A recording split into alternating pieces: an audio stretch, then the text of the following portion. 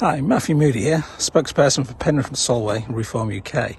Behind me is Keswick, and what an amazing place it is. But did you know that nearly 50% of the houses owned in Keswick are owned by second home owners? Question is, what are we going to do about this? You see, successive governments have done nothing about the issue regarding holiday lets and second homes. And clearly, I'm always of the opinion and have been that people should be allowed choice and freedom in the world. However, when this comes at the expense of local people wanting local jobs and not being able to live in the area in which they live, that becomes an issue, and one that needs addressing. So, can these issues be solved? Well, yes they can, but first of all you have to understand why did they occur and how did they happen. So firstly, holiday lets. Let's not talk about second homes, because I think they're a completely different thing. Holiday lets, Airbnb, call it what you may.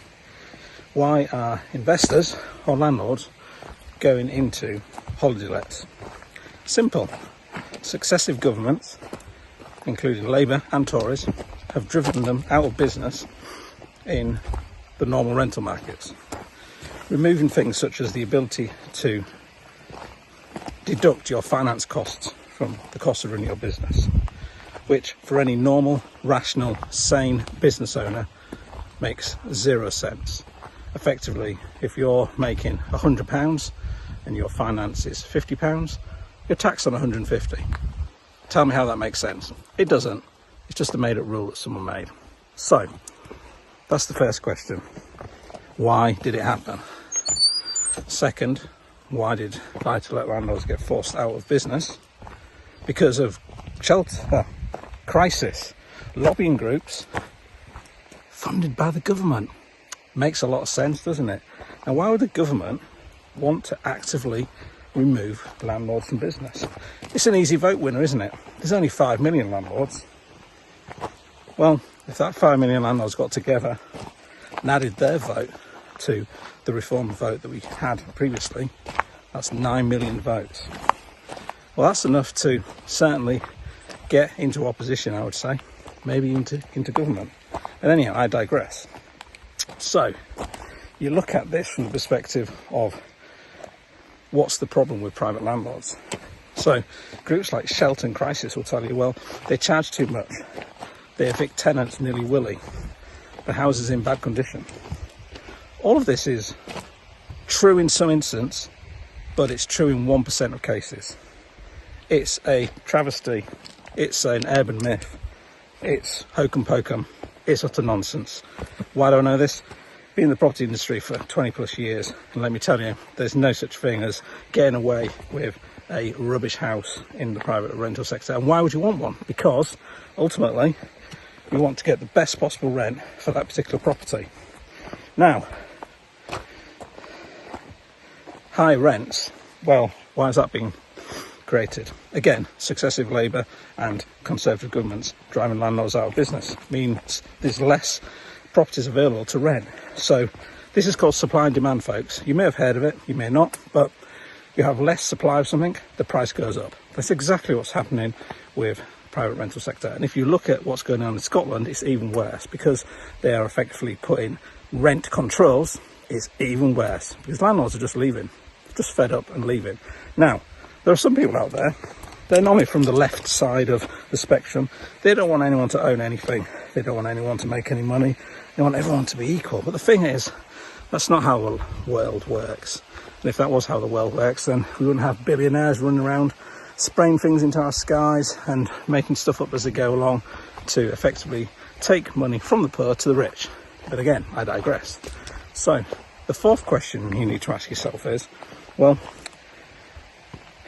if landlords would drive into the holiday let sector, and that's because of successive Labour and Tory governments, what has any government done about this to build houses?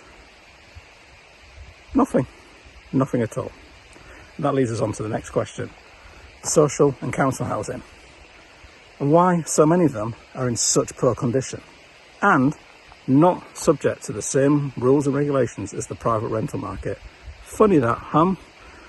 So, I've said this before, I'll say it again, there's over 750,000 empty homes throughout the UK. Half of those are owned by councils and social housing. Half of them. Think on that for one moment. So, given that there are, let's say, 300,000 empty homes owned by social housing and council, why are they empty? Because they do not have the funds to repair them. This is due to successive governments, again, removing funds from us, local people. So, in Penrith&Solway, when you pay your council tax, you think it goes to the council. It doesn't. It goes straight to the government, and they give a little bit of it back to the council. Not all of it. They use most of it on nonsense and quangos and made up rubbish that benefits no one at all in this area. But they'll thank you for it. Anyhow, let's get back to social housing. So, let's say you've got a council house, it's empty, it's vacant, no one's living there. In Penrith&Solway constituency alone, there are over 1,500, so it's not a small, insignificant number. What can you do with those? Simple. You open this up to private-public partnership. What does that mean? Simple. You say to someone, this can be a couple that wants to find their first home. It could be a single mother. It could be a builder. And you offer them the vacant, derelict, empty property at a discount, because clearly it needs work.